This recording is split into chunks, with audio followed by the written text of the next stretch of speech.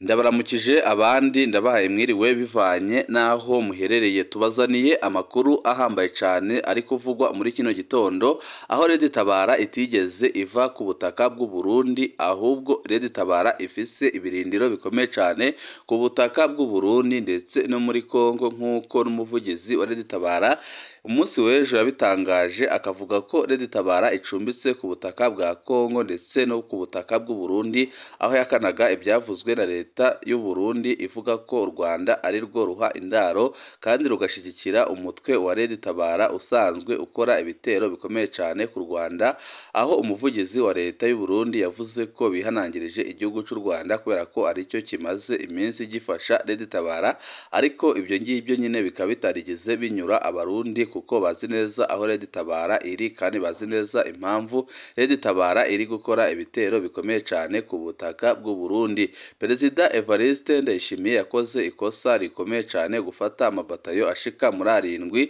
akayohereza muri Kongo mu gihe mu gihugu umutekano ari muke. Ni ibintu byahise bisambura igisirikare cy'u Burundi kuko abasirikare batari bake b'u Burundi baguye muri Kongo, abandi baracyabandanya kugwayo, abandi bari kwicirwa mu Burundi bazira kwanga kujya kurwana na M23, abandi barapfunze. Ibyo byose nyine bikaba ari ibintu bituma umutekano uhungabana mu gihugu cy'u Burundi kuko atabasirikare bagihari bo gucungera imbibi z'igihugu, naho abatwara igihugu cy'u Burundi bagumya bahenda abarundi ko imbibi z'igihugu zicungerewe, ariko biraboneka neza ko imbibi z'igihugu cy'u Burundi zadacungerewe. Kubona tabara ikora ibitero bikomeye cyane bibiri mu mezi atarenze 2 ni ibintu byerekana ko tabara yagize imbaraga kandi ko ifise ubushobozi.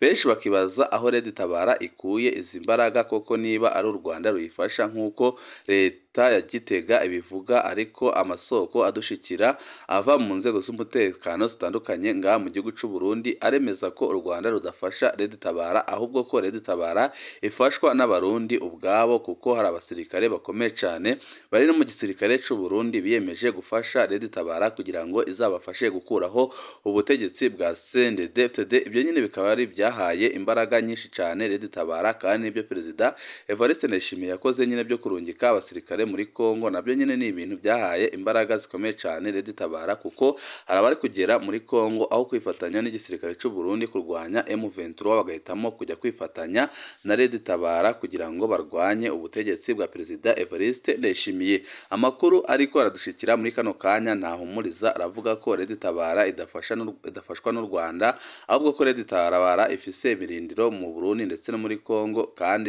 tabara ikaba ifise abari kuyiha ibikoresho ndetse n'amakuru yose arabana n'iby'igihugu, kandi bari mu nzego z'umutekano ngaha mu gihugu cy'u Burundi. Aho amakuru dufise adahumuriza avuga ko tabara ishobora gukora igitero gikomeye cyane ku kibuga cy'indege cyangwa se mu bindi bibanza bihambaye cyane ngaha mu gihugu cy'u Burundi. N'amakuru ahambaye tugira ngo tubashikirize kuri uno muyoboro wa YouTube. Icyo ubusabwa nta kindi, niba ukunda amakuru n'ibiganiro ducisha kuri uno muyoboro wa YouTube usabwa gukanda kuri sabone canke subscribe kugira ngo uko dushizeho amakuru n'ibiganiro bene nk'ibi ujye uba wa mbere mu gushikirwa nabyo. Indongozi z'igihugu zemeje urupfu rw'abantu 9 mu gitero c'abitwaje ibigwanisho, kandi zisubira kwagiriza u Rwanda ko ari rwo ruha ubufasha tabara.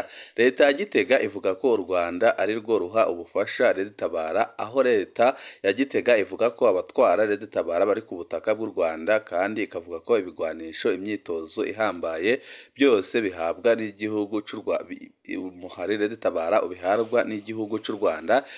Ibyo leta y'u Rwanda yamiriye kure ikavuga ko atahihuriye n'umurwi n'umwe w'abarundi urwanya leta ya Gitega. Umuvugizi wa leta y'u Burundi Jerome Niyonzima yatangaje ku muhingamo wo kuri uyu wa mbere urupfu rw'abantu 9 harimwo abakenyezi 6 n'umusirikare umwe baguye mu gitero c'abitwaje ibigwanisho cyo muri zone Buringa muri komine Gihanga mu ntara ya Bubanza uburengero bw'u Burundi. Mu masoko ho nyine yavuganye na SOS Media Burundi yemeje ko hapfuye abasivile 10 n'abasirikare 5. Leta tabara umurwi witwaje ibigwanisho ucumbitse muri Sud Kivu wemeje ko wishe abasirikare 6. Abategetsi b'u Burundi basubiriye kwagiriza u Rwanda ku bwabo kuko rugaburira rukanaha ibigwanisho umuhari tabara udahengeshanya guhekura u Burundi. umuvugizi wa leta y'u Burundi yavuze ko ari igitero gisesema kuwa 25 Ruhuma 2024 hafi isaha 5:30 umurwi w'iterabwoba tabara witwaje inkoho warateye umuryango uri mu kigandaro mu karere ka Buringa muri komine Gihanga mu ntara ya Bubanza. Ico gitero kibasiye cyahitanye abantu n'ibintu bimeze gutya. Abantu 9 harimwo abakenyezi 6 n'umusirikare umwe yari aje gutabara abo banyagihugu. Abantu 5 bakomeretse, muri abo harimwo abakenyezi 3. Ibintu byononekaye. Umuduga warutwaye ikiziga wari ujanye mu buruhukiro waraturiwe. Iyi ni modokari n'ipikipiki byari bihagaze aho nyine byaraturiwe. Ingoro y'umugambwe CNDD-FDD yaraturiwe. Niko Niyonzima yadodaguye ibyangiritse n'ibyononywe n'icyo gitero cya tabara. Abagwanyi bari bafise ibigwanisho ruhasha. Abanyagihugu bavuganye na SOS Media Burundi bavuga ko abo bantu bari bafise ibigwanisho bya rutura. Abasirikare bahungiye mu mihana yacu, abagwanyi bari bafise ibigwanisho byinshi barabakurikira baca babugurira umuriro ku basivili. Abasirikare bose barahunze, bose gushika ubu barafise ubwoba, niko umwe mu bacitse ku icumu ashikiriza, kuko n'abasirikare barafise ubwoba kuko barataye ibirindiro bahungira mu banyagihugu, ibyatumye n'abasivile batari bake bicwa kubera ko abasirikare aho kubakingira ahubwo bo bahise guhunga. tabara ibitarigeze bibaho mu gisirikare cy'u Burundi, ariko bikaba biriko biraba muri no munsi aho ingabo z'u Burundi ziterwa aho kugira ngo zivune umwansi, ahubwo zo zigahitamo guhunga. Isakwa habaye sakwa muri iki gitondo. Abategetsi bacu bagiriza abanyagihugu kubika abagwanyi, ariko by'ukuri baje bava hakurya muri Kongo. Dusaba leta kurondera abo bantu bakaganira kuko barazwi. Niko umwe mu bacucagiwe amasase avuga. Abanyagihugu nibo bama bahagwa.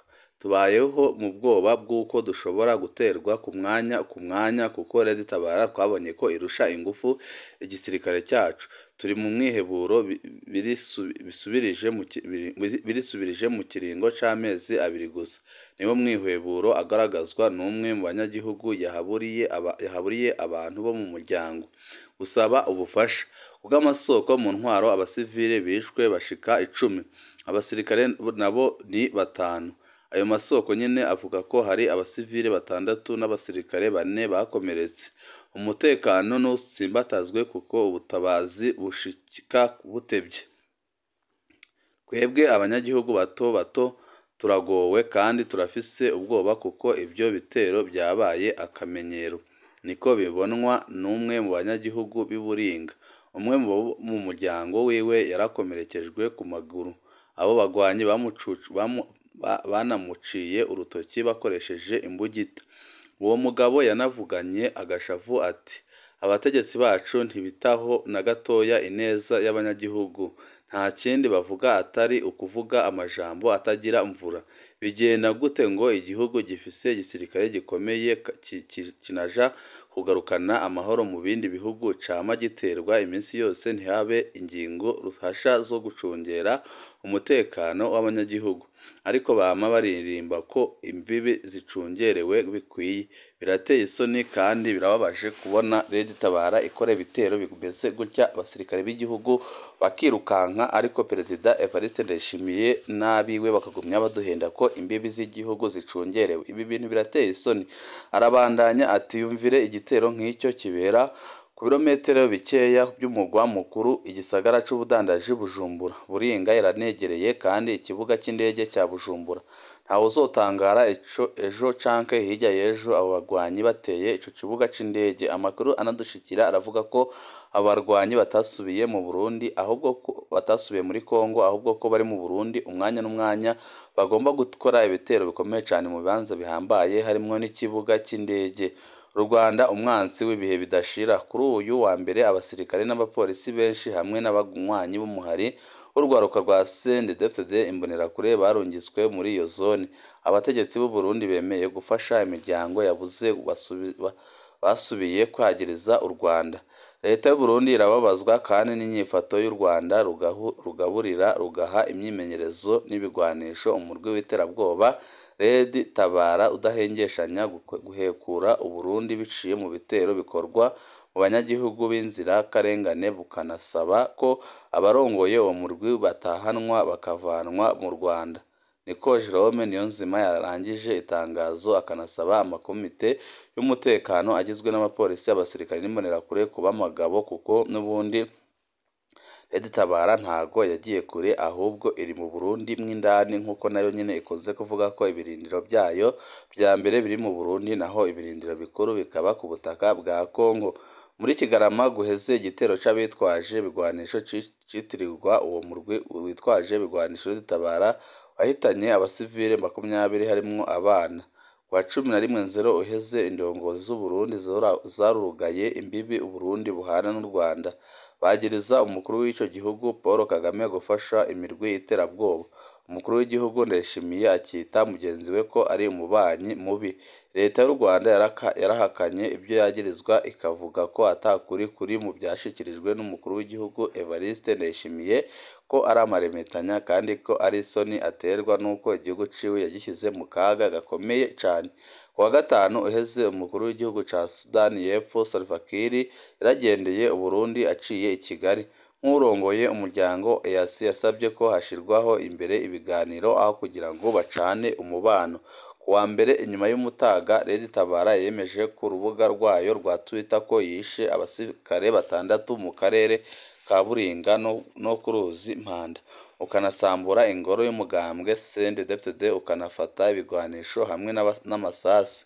Ubwo abamenyeshamakuru ba SOS Media Burundi bagiye muri ico gice, ibombe yari yatezwe n'abo bagwanyi yaratukijwe n'abasirikare yari yasizwe imbere y'ibiro by'umwe mu bajejwe intwaro, ariko amakuru adushikira ntago ahumuriza, aremeza ko n'ubundi Red Tabara itegeze iva ku butaka bw'u Burundi, ahubwo ko Red Tabara n'ubundi iri mu bibanza bihambaye cyane mu gihugu c'u Burundi, kandi ikaba yiteguriye gukora ibitero bikomeye cyane ku butaka bw'u Burundi, aho amakuru adushikira avuga ko Red Tabara iriko irakorana na bamwe mu bajejwe umutekano ngaha mu gihugu c'u Burundi, bakaba bariko barayiha amakuru, bikaba bitegura gutera n'ubundi ibindi bitero bikomeye cyane mu gihugu c'u Burundi, biteye impungenge abarundi batari bake babona ko leta yabo yari ikwiye kugira icyo ikora kugira ngo ihagarike ibi bintu biriko biraba, kandi ihagarike ibi bintu bya Red Tabara, kuko Red Tabara irafise ico irwanira kandi koko cyumvikana, kuko ibyo Red Tabara isaba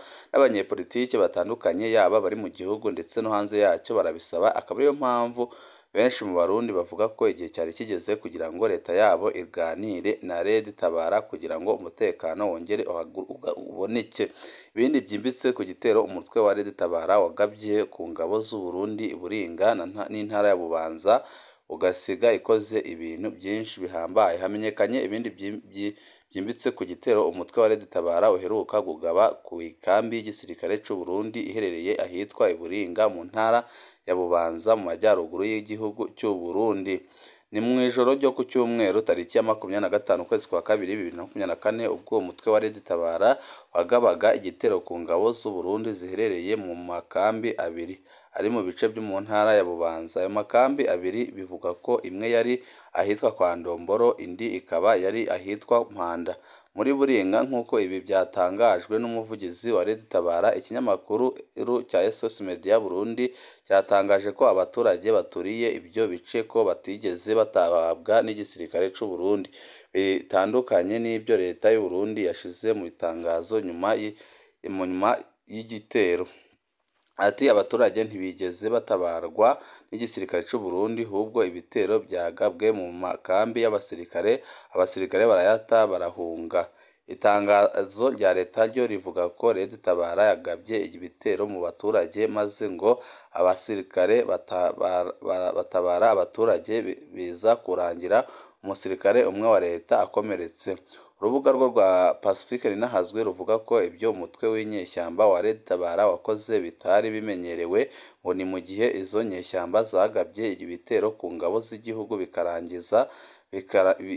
bikarangira za kambi z'igisirikare zigaruwe na ziriya nyeshyamba, ibitarigeze bikunda na rimwe. ati ni ubwa mbere twumva ibitero bya tabara bagabye ku basirikare b'u Burundi, abasirikare bagata ikambi zabo bagahunga, pozisiyo zabo zigasigaramwo ibikoresho gusa. Ibyo bitubwirwa ko inyeshyamba za tabara zigeze ku rundi rwego mu bushobozi no mu bwinshi.